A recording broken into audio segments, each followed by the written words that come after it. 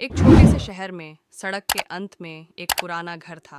ऐसा कहा जाता था कि यह भूतिया है और कोई भी इसके पास जाने की हिम्मत नहीं करता था। एक दिन एक परिवार घर में रहने आया। परिवार में पिता, माँ और उनकी छोटी बेटी लिली शामिल थीं। घर बड़ा और पुराना था। उसका फर्श चरमरा रहा था और फर्नीचर धूल भरा था। जैसे ही उन्होंने अपना नया घर खोजा, लिली ने तहखाने में एक बंद दरवाज़ा देखा। उसने अपने माता पिता से इसके बारे में पूछा, लेकिन उन्होंने उसे इससे दूर रहने के लिए कहा। हालांकि लिली उत्सुक थी। वह अक्सर बंद दरवाजे के बाहर बैठी रहती और अंदर से आने वाली किसी भी आवाज़ को सुनती रहती। एक रात जब वह बिस्तर पर लेटी थी, उसे तहखाने से हल्की सी फुसफुसाहट सुनाई दी। वह बिस्तर से उठी और आवाज़ का पीछा किया, जिससे वह बंद दरवाजे तक पहुंच गई। लिली ने दरवाजे पर कान लगाया और ध्यान से सुनने लगी। वह अपना नाम फुसफुसाते हुए एक आवाज़ सुन सकती थी। लिली, अंदर आओ लिली, आवाज़ फुसफुसाई। लिली डरी हुई थी लेकिन उत्सुक भी थी। उसने दरवाज़ा खोलने की कोशिश की, लेकिन वह कसकर बंद था। अगले दिन लिली ने अपने माता पिता से फिर से बंद दरवाजे के बारे में पूछा। इस बार वे घबराए हुए लग रहे थे। उन्होंने उससे कहा कि दरवाजे के पीछे का कमरा खतरनाक है और उसे इसे कभी भी खोलने की कोशिश नहीं करनी चाहिए, लेकिन लिली विरोध नहीं कर सकी। उस रात जब सब सो रहे थे, वह हेयरपिन लेकर चुपचाप तहखाने में चली गई। उसने सावधानी से ताला उठाया और दरवाज़ा खोला। अंदर कमरा अंधेरा और सीलन भरा था। कोने में एक मोमबत्ती जल रही थी जो दीवारों पर भयानक छाया डाल रही थी। लिली ने अंदर कदम रखा और छाया में बैठी एक आकृति को देखा। आप कौन हैं? लिली ने कांपती आवाज़ में पूछा। आकृति ने कहा, मैं सारा का भूत हूँ। मैं बहुत समय पहले इस घर में रहता था। मैं वर्षों से इस कमरे में फंसा हुआ हूँ। हर कोई भूल गया है। लिली को सारा के लिए खेद हुआ। उसने उससे पूछा कि वह कमरे में क्यों फंसी हुई है। सारा ने बताया, मुझे यहाँ मेरे ही परिवार ने बंद कर दिया था।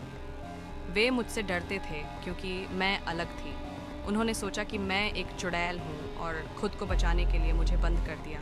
लिली ने सारा से वादा किया कि वह उसे भागने में मदद करेगी।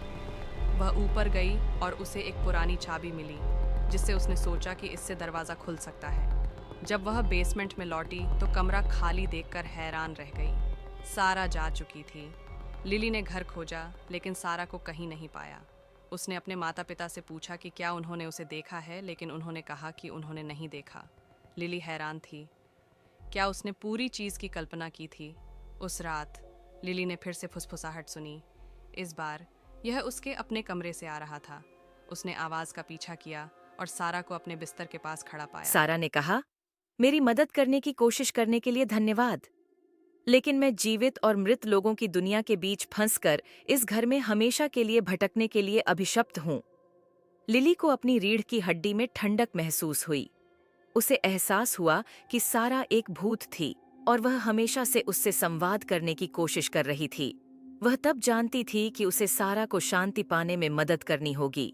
लिली ने अगले कुछ दिन घर के इतिहास पर शोध करने में बिताए। उसे पता चला कि सारा वास्तव में कई साल पहले वहां रहती थी और उसके अपने परिवार ने उस पर जादू टोना करने का आरोप लगाया था। इस ज्ञान से लैस लिली सारा की मदद करने का एक तरीका खोजने के लिए निकल पड़ी। उसे अटारी में एक पुरानी किताब मिली जिसमें फंसी आत्माओं को मुक्त करने का मंत्र था। उसने किताब में दिए निर्देशों का पालन किया और तहखाने में जादू का प्रदर्शन किया। अचानक एक तेज रोशनी हुई और सारा उसके सामने आ गई। धन्यवाद लिली, उसने कहा। उसकी आवाज कृतज्ञता से भरी हुई थी। आखिरकार मैं आजाद हूँ। सारा की आत्मा प्रकाश में आ गई, जिससे लिली को राहत महसूस हुई। उसने एक खोई हुई आत्मा को शांति पाने में मदद की थी और वह जानती थी कि सारा को फिर कभी नहीं भुलाया जाएगा। उस दिन के बाद से लिली को हमेशा घर में एक उपस्थिति महसूस होती थी, लेकिन यह एक दोस्ताना माहौल था। वह जानती थी कि सारा उस पर नजर रख रही थी। जरूरत के समय में उसने जो दयालुता दिखाई थी, उसके लिए वह आभारी थी। और यद्यपि तहखाने का कमरा बंद था, फिर भी इसे भुलाया नहीं गया था। यह करुणा की शक्ति और उन लोगों को याद करने के महत्व की याद दिलाता था जिन्हें भुला दिया गया है।